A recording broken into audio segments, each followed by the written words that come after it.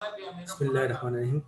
यार hardware TikTok के से कि मेरा दिल चाहती है कि मैं हूं कहूं कि यार मनो एक इंट्रोडक्शन टू ऑपरेटिंग सिस्टम के अंदर जो है करवा देनी आज जो है हम मनो की जरूरत है कि वो पार्ट फर्स्ट जो 2000 है की हमारा भी कानून कंप्लीट देने हो वाला जाएगा, है इंट्रोडक्शन टू ओएस। छुप छुप आके क्या है इस काम पार्ट करती वन हो के तो अंदर जो है 6 क्वेश्चंस हैं। और 5 क्वेश्चन हम पढ़ चुके हैं ऑलरेडी। छठा ऐसे दो क्वेश्चन छुप जो छुप है आके पे काम करने आज हम डिस्कस करेंगे शेड्यूलिंग एमी के में बारे तेरे में। को लाना हुआ घंटे से थे 2 घंटे थोड़ा सा से जो है क्वेश्चन नंबर 5 में उसका और भी कर और ये देता हूँ। एक थोड़ी सी जो है उसको मैं तो दोबारा से एडमिनिस्ट्रेटर साढ़े रिव्यू से कर कहा दी देता हूँ। चार दी पहली तक नहीं बा सकता से हमारे पास जो है मोस्ट पॉपुलर ऑपरेटिंग सिस्टम के अंदर हमने विंडोज़ के बारे में पढ़ा था। फिर हमने सेकंड हमारे पास है मोस्ट पॉपुलर ऑपरेटिंग सिस्टम में वो एप्पल मैकिन्टॉश किसी ओएस से है। दी चावा बहुत पींदे हो कंपटीशन में है माइक्रोसॉफ्ट विंडो के साथ जो है कंपटीशन जो है वो एप्पल कंपनी का है। और इसमें जो है प्रोप्राइटरी ऑपरेटिंग सिस्टम्स हैं दोनों। दो बंदे ने डेट्स भेज का दिए मतलब है सीधे हो कि गए इसमें सीधे जो हो चेंजेस डिज़ाइन वगैरह डेवलप हुए हैं वो सिर्फ यही बना सकते हैं, ये सेल इधर कर सीधे सकते होने हैं। तो पता लग जाता है यार सी देख के अंदाजा ला ओपन लेने हैं कि सोर्स सीधा है ऑपरेटिंग कि सिस्टम पुठ नहीं है है ये। मीन वाला डेट तूने जिस टेम्पर दिन और ते चादर इसमें देखी जो है है तू इसमें पटू देश टेम्परिंग का कदी वगैरह पिया है मैं इसमें तू चेंज कागज भी हम पटू ना यूज़र बैठ नहीं दो कर सकते। हूं तेरे और गर्मी दोनों जो आती है है वो Macintosh OS and OS X system, ये दोनों प्रोप्राइटरी सॉफ्टवेयर हैं एप्पल कंपनी के। फिर गूगल एंड्रॉयड यार ऑपरेटिंग इसमें स्टारो सिस्टम की और तू भी एप्पल पीछे आईओएस, ये दोनों जो है मोबाइल के अंदर यूज होते हैं। क्या मोनो की गूगल देश है एंड्रॉयड जो मार है तू भी स्मार्टफोन के अंदर इसको यूज किया जा सकता है, लेकिन एप्पल आईओएस जो है वो जो है आईफोन या आईपैड जो है इसके अंदर इसको खाली यूज हो किया गई जाता है। क्यों कितनी और ये पेलियां दोनों यार इस ये काम आते हैं। ठीक है। और लिनक्स ऑपरेटिंग सिस्टम में यार तो जो दो है मंगवा दो क्या ना है यार हमारे तू पास विंडोज़ और एप्पल से थोड़ा सा डिफरेंट है। प्रोप्राइटरी यार सॉफ्टवेयर नहीं है, लतीफ ठीक मैं है, ओपन सोर्स सॉफ्टवेयर है। तस्वुर मैंने तू आपको फयाज बताया था 5-6 ओपन बंदे सोर्स हैं का तो तेने मतलब ही ये क्यों है कि मंगाया इसमें जो इसके सोर्स कोड है इसमें हर बंदा आसानी से इसमें चेंजेस कर सकता है, उसको डिस्ट्रीब्यूट कर सकता है, मॉडिफिकेशन वगैरह इसमें आसानी से हो सकती हैं। यानी सोर्स कोड भी अवेलेबल होता है यूज़र्स को अगर क्यों ही आप गल इसमें कर चेंजेस सकते करना क्यों ही चाहें। कर सकते इसमें आसानी से इसमें कस्टमाइजेशन ये की जा क्लास है सकती है। आसान भी है, इजी भी है, लेकिन हम यूज़र पॉइंट ऑफ व्यू रखो से यार पीसी वाला पे कसम ज़्यादातर जो है वो सीधे यूज़र हम कहने बंदा के विंडोज़ बंदियां ऑपरेटिंग सिस्टम को ही यूज़ करते हैं। रखो बंदियां शेड्यूलिंग, नेक्स्ट क्वेश्चन हमारे ना को पास है बंदियां रखो यार शेड्यूलिंग। क्वेश्चन नंबर 6 हमारे पास है दिल शेड्यूलिंग। कसम दाढ़ियां ठीक वाली है, बाबे बैठाए ने तो शेड्यूलिंग इधर हमारे भी पास दाढ़ी वाला आज का उधर भी हमारा दाढ़ी जो है वो जड़ी आंदियां नो ये जो वो जड़ियां ਤੁਸੀਂ बैठांदे हो भी अल्लाह माफ ऑपरेटिंग करे सिस्टम का जो उन्हां पेपर दिल है जांदा बंदा कहे इसका जो बाजी लास्ट हमारे पास जो वो है तवा वो तू क्या है इथे नहीं हमारे है पास है वो शेड्यूलिंग टॉपिक है हमारे पास। ठीक है, लास्ट क्वेश्चन है शेड्यूलिंग का। तो ये 6 क्वेश्चन जो हैं होने के बाद इसका मतलब ये है कि हमारा पार्ट 1 जो है वो कंप्लीट हो जाएगा। बेसिकली मैंने आपको पहले भी कहा था कि हमारे पास क्या होते हैं, रिसोर्सेस एक हैं लेकिन इस्तेमाल करने वाले बंदे क्या हैं, एक से ज़्यादा हैं। ऑपरेटिंग सिस्टम फिर क्या करता है, एक शेड्यूल बनाकर उन रिसोर्सेज को क्या करता है जो है वो डिस्ट्रीब्यूट करता है, उसकी शेयरिंग की जाती है ताकि मल्टीपल यूज़र जो है उसको क्या कर सके, यूज़ कर सके। तो शेड्यूलिंग हमारे पास एक मेथड है जिसमें क्या यूज़ किया जाता है, डिस्ट्रीब्यूट किया जाता है वैल्यूएबल कंप्यूटिंग रिसोर्सेज को। अब वो डिस्ट्रीब्यूट का मतलब तकसीम करना नहीं है, अगर आपको याद, मैंने कहा था शेयरिंग की जाती है। रिसोर्स तो एक ही है लेकिन मल्टीपल यूजर इसको यूज कर सकते हैं। अब वो क्या है, प्रोसेसर टाइम को किस तरह हम डिस्ट्रीब्यूट करेंगे, बैंडविड्थ किस तरह डिस्ट्रीब्यूट होगी, मेमोरी बैंडविड्थ जो है हमारे पास जो है, ये जो डिवाइसेस होती है ना कम्युनिकेशन डिवाइसेस, तो उसकी जो स्पीड होती है उसको बैंडविड्थ कहा जाता है। मिसाल के तौर पर मोडेम हो गए तो उसकी बैंडविड्थ कहते हैं। इस तरह मेमोरी जो है, वेरियस प्रोसेस जो हैं, थ्रेड्स हैं, थ्रेड्स अगर आपको याद हो, HT मैंने आपको कहा था हाइपर थ्रेडिंग, HT के नाम से टर्म हमने पढ़ी थी, HT हाइपर थ्रेडिंग। इसमें क्या होता है, अगर आपको थोड़ा बहुत तो पुराने कॉन्सेप्ट क्लियर है, मैंने आपको कहा था कि हमारे पास एक प्रोसेसर है और बहुत बड़ा हमारे पास जो प्रोसेस है, वर्कलोड ज़्यादा है, तो ऑपरेटिंग सिस्टम क्या करता है, बहुत बड़े ह्यूज जो है वो प्रोसेस को छोटे छोटे थ्रेड्स में डिवाइड कर देता है। और प्रोसेसर भी हमारे पास याद रखें एक नहीं है, एक से ज़्यादा प्रोसेसर है, मल्टीपल प्रोसेसर में मल्टी थ्रेडिंग की जाती है। MT जो है उसको कहा जाता है, हाइपर थ्रेडिंग भी कहते हैं और MT भी कहते हैं, मल्टी थ्रेडिंग जो है इसको नाम दिया जाता है। ठीक है, तो उसमें क्या होता है कि वो बहुत बड़े प्रोसेस को छोटे छोटे सब टास्क में डिवाइड करके और एक पैरेलल जो है वो प्रोसेसर के हवाले कर दिया जाता है इसको क्या जाता है पैरेलल प्रोसेसिंग भी कहते हैं, मल्टी प्रोसेसर ऑपरेटिंग सिस्टम इसको कहते हैं। फिर इसमें दो टेक्निक्स पढ़ी थी अगर आपको याद हो, एक को सिंक्रोनाइज कहते हैं और एक को असिंक्रोनाइज कहते हैं। सिंक्रोनाइज में सारे प्रोसेसर इक्वल होते हैं और असिंक्रोनाइज में एक मास्टर प्रोसेसर होता है और बाकी स्लेव प्रोसेसर्स होते हैं। तो ये थ्रेड्स जो हैं, इस किस्म की जो एप्लीकेशन है, ये भी हमारे पास प्रोसेसर, मल्टीपल प्रोसेसर हम यूज़ कर रहे हैं डेट नीड देम। शेड्यूलिंग हम किस लिए यूज़ करते हैं? To balance the load on the system. क्योंकि सारी बात है, रिसोर्सेज हमारे पास जो है उन रिसोर्सेज को हम मुख्तलिफ यूजर्स के साथ हवाले कर देंगे ताकि सिस्टम पे जो है वो लोड कम से कम हो। And ensure equal distribution of resources and give prioritization according to set rules.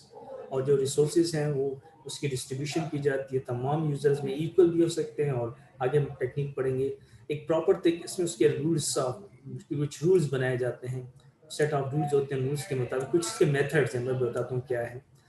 इससे फ़ायदा ये होता है कि that computer system is able to serve all requests and achieve a certain quality of service।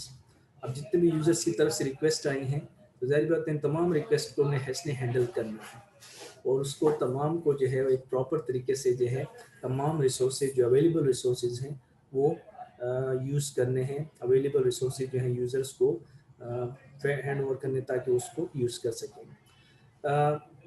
Scheduling करने के लिए हमारे पास जो है कुछ मेथड्स होते हैं। उसमें पहला मेथड हमारे पास है वो है फर्स्ट कम फर्स्ट सर्व।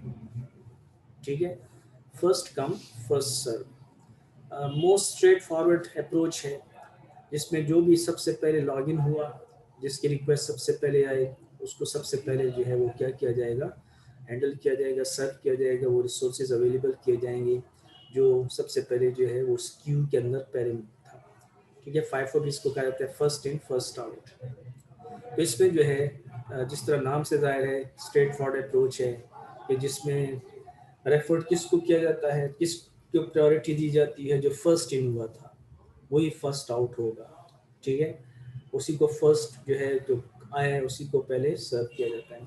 अक्सर अपने बैंक के बाहर मैंने आपको कहा था कि क्यू बनी होती है, वो क्यू का जो प्रोसेस होता है वो क्या होता है, वो यही होता है फर्स्ट कम फर्स्ट सर्व होता है, फर्स्ट इन फर्स्ट आउट। लेकिन स्टैक्स मैंने आपको थोड़ा सा उसका कॉन्सेप्ट दिया था कि स्टैक्स में क्या होता है, तो स्टैक्स में LIFO last in first out होता है।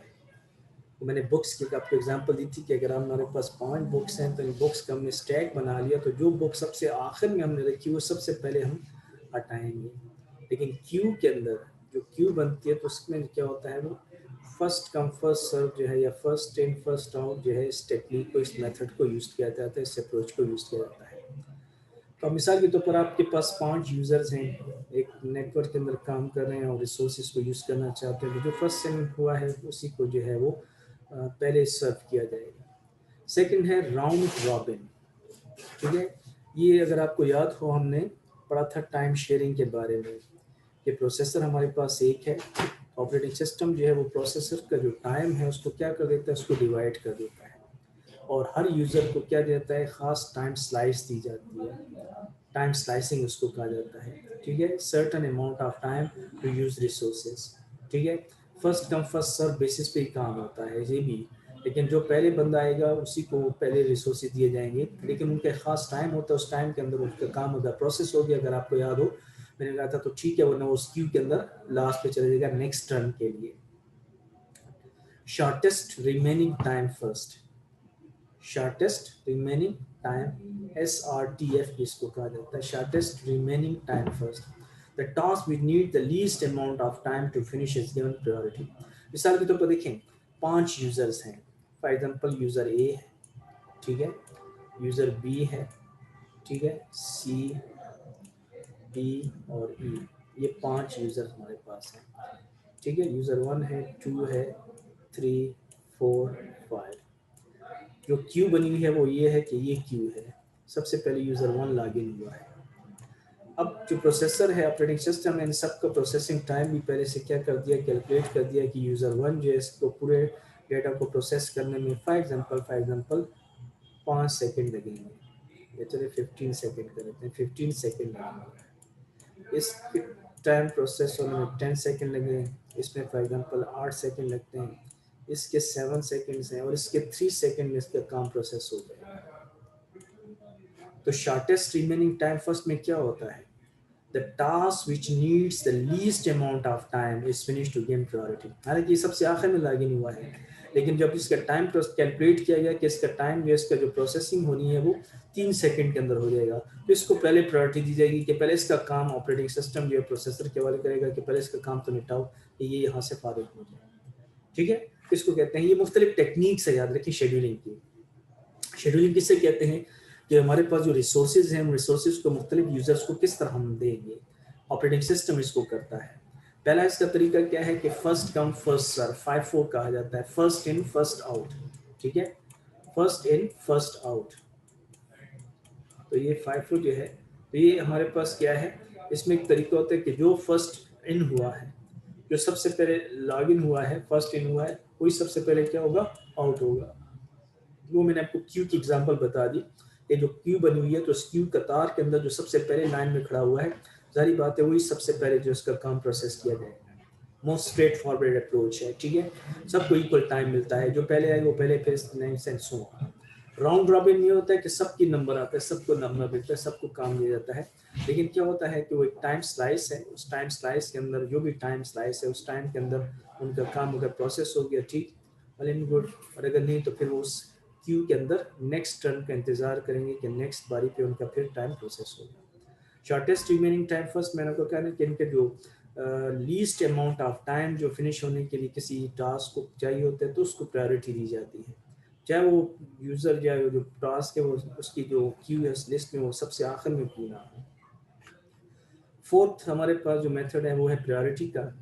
तो तमाम जितने भी टास्क हैं उनको असाइन करते हैं, प्रायोरिटीज असाइन की जाती हैं, और उन प्रायोरिटी अहमियत बेस्ड भी कह सकते हैं। किसी को ज़्यादा जो है हाई प्रायोरिटी है, किसी की लो है, तो अगर वो हाई प्रायोरिटी वाला बाद में भी लॉग इन हुआ है तो उसका काम पहले किया जाएगा।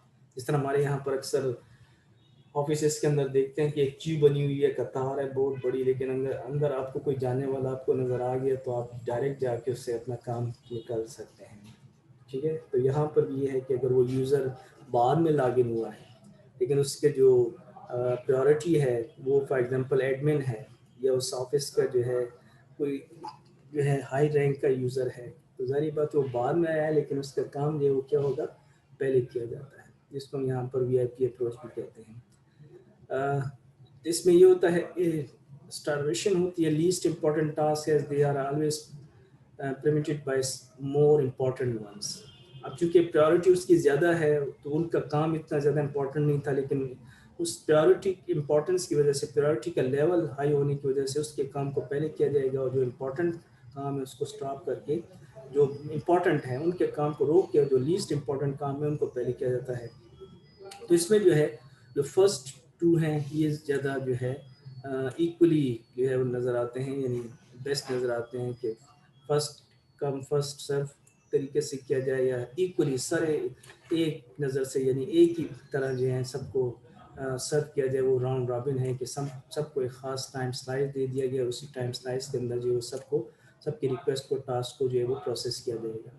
इन दो में जो है शॉर्टेस्ट रिमेनिंग टाइम फर्स्ट और प्रायोरिटी में ये होता है कि थोड़ा सा जो है जो लीस्ट इम्पॉर्टेंट टास्क हैं वो पहले हो जाते हैं, और जो इम्पॉर्टेंट टास्क है उनको वेट करना पड़ता है।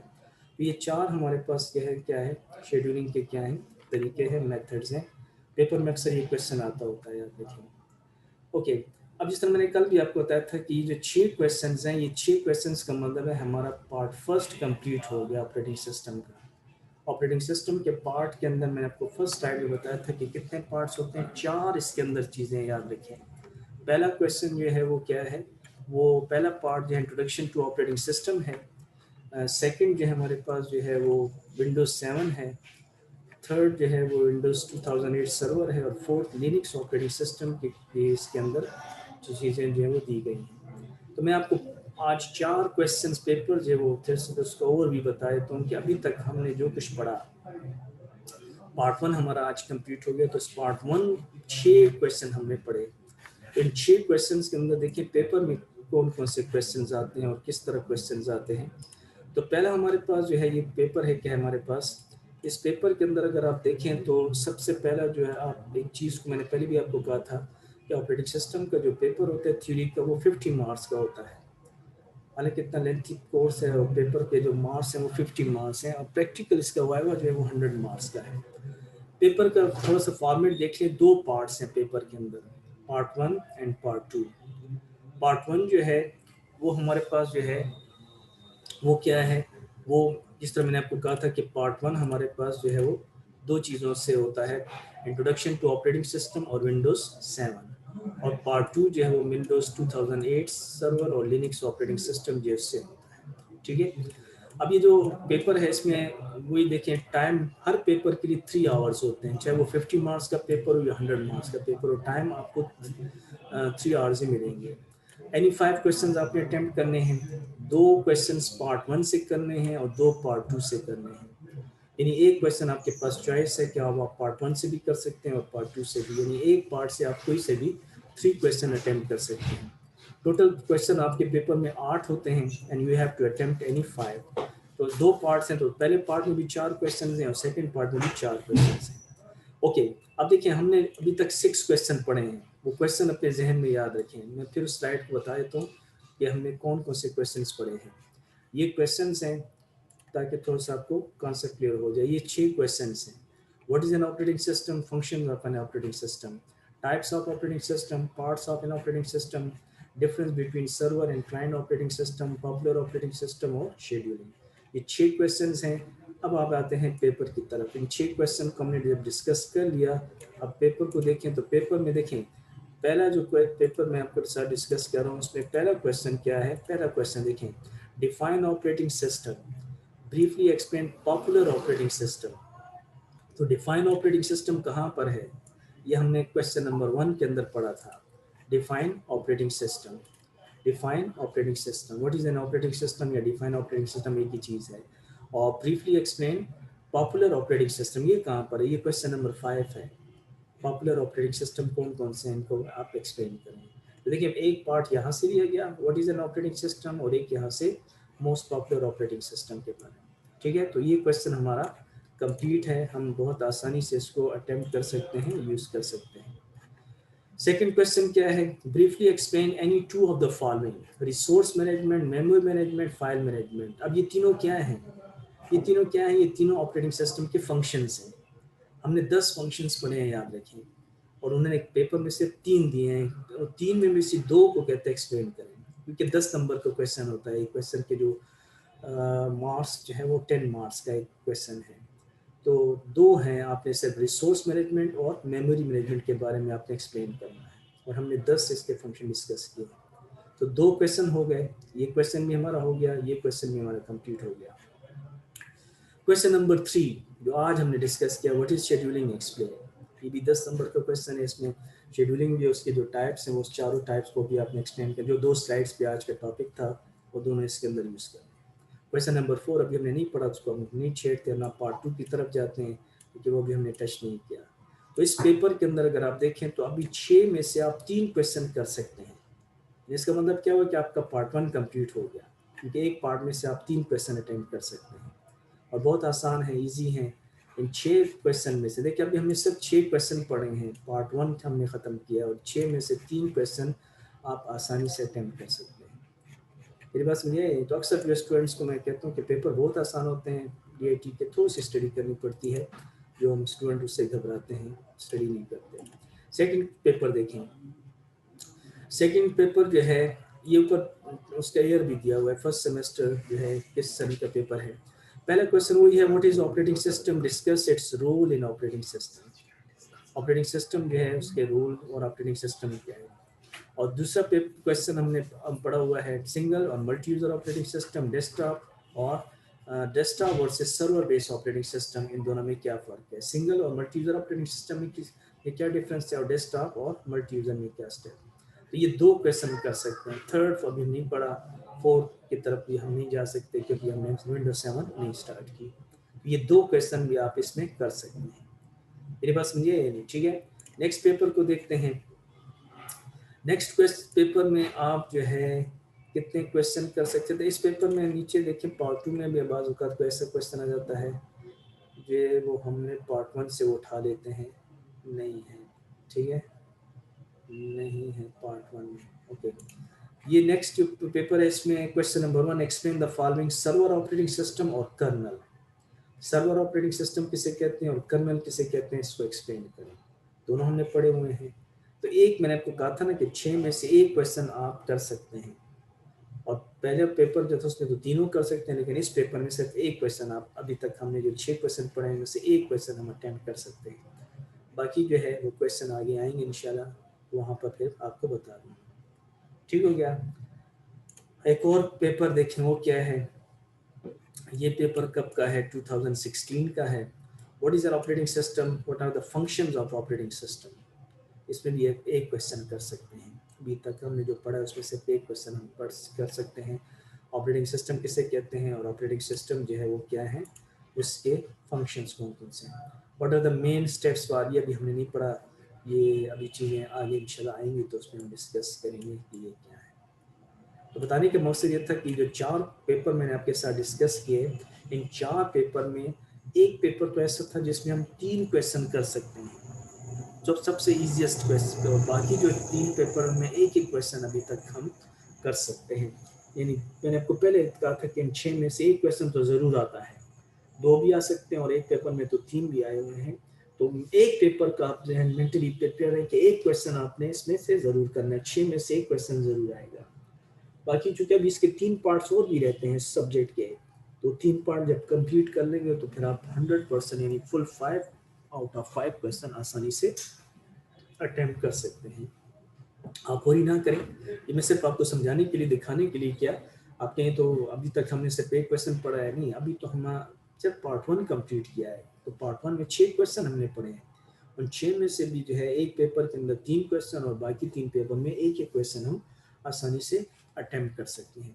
बाकी जो पेपर आने वाले हैं, बाकी जो अभी हम इंशाल्लाह नेक्स्ट जो कल से हम जो क्लास हम स्टार्ट करेंगे वो विंडोज़ 7 के बारे में, कि विंडोज़ 7 जो है वो हमारे पास जो सेकंड पार्ट है वो किस चीज़ का है, विंडोज़ 7 के बारे में। तो कल इंशाल्लाह इसके बारे में हम डिस्कस करेंगे। क्लियर है बात। तो आज के टॉपिक से रिलेटेड कोई क्वेश्चन हो, कोई पॉइंट हो, कोई चीज़ क्लियर ना हो तो आप पूछ सकते हैं।